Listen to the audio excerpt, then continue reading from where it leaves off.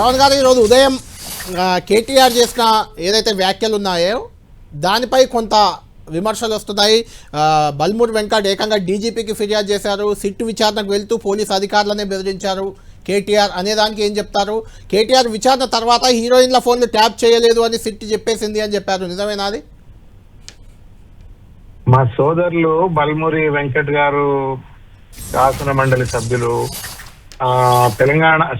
కాంగ్రెస్ పార్టీలో PCC working president గా రేవంత్ రెడ్డి ఉన్నప్పుడు, పిసిసి ప్రెసిడెంట్ గా రేవంత్ రెడ్డి ఉన్నప్పుడు వారు ముడ్డి వలకు కొడతా అని చెప్పని పోలీసులను అన్నా కేసులు లేవు.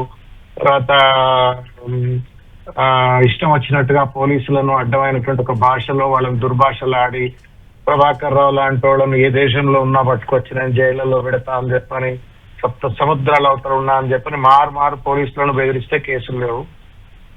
మేము ఈ నోటీసులు ఎప్పుడు పడితే అప్పుడు ఇచ్చినా మేము సహకరిస్తాము అని చెప్పని ఇన్వెస్టిగేషన్ కు సహకరిస్తూ 7 గంటలు టైంపాస్ పెట్టి చేసినా లేకపోతే ప్రభుత్వం చేసినా కోఆపరేట్ చేస్తుంటే వాళ్ళపైన కేసులు పెడుతున్నారు.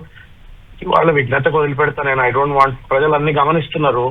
ఇది ఒక టైం పాస్ గవర్నెన్స్ అయిపోయింది. ఇది వాళ్లకు ప్రభుత్వం పరిపాలన చేయమని చెప్పని, గత ప్రభుత్వం కంటే ఒక మంచి పరిపాలన అందించండి అని చెప్పని వాళ్ళకి అధికారం ఇచ్చిండ్రు.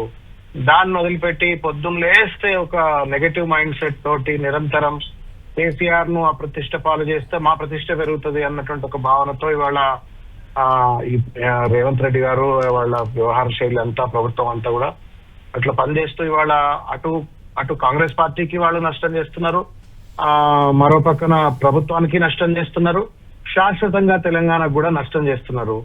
కేసీఆర్ గారికో, కేటీఆర్ గారికో, హరీష్ రావు గారికో ఈ కేసుల వల్ల ఇది నిలబడే కేసు కాదు, బదనాం అయ్యే కేసు అంతే. ఇది ఉటిగానే పబ్లిక్ లో ఇటు నమ్మేటోళ్ళు ఉంటారు, అటు నమ్మేటోళ్ళు ఉంటారు. కాబట్టి to that extent Revanth Reddy may be successful, but then ultimately truth అనేది ఒకటి ఉంటది, దాంట్లో ఇది నిలబడేది కాదు.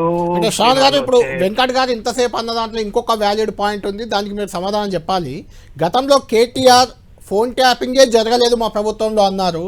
ఇప్పుడు వచ్చాము ఫోన్ ట్యాపింగ్ జరిగితే అధికారులు చేసి ఉండొచ్చు అంటున్నారు, మాట మార్చారు అనేది వెంకట్ గారు చేస్తున్న ప్రధాన ఆరోపణ. ఒక్క విషయం చెప్తా Kalyan, phone tapping is the fundamental responsibility of SIB. ఇది నేషనల్ లెవెల్లో అయితే NII or central intelligence bureau, ఇవి నిరంతర ప్రక్రియలు. ఇవాళ కూడా ఫోన్ ట్యాపింగ్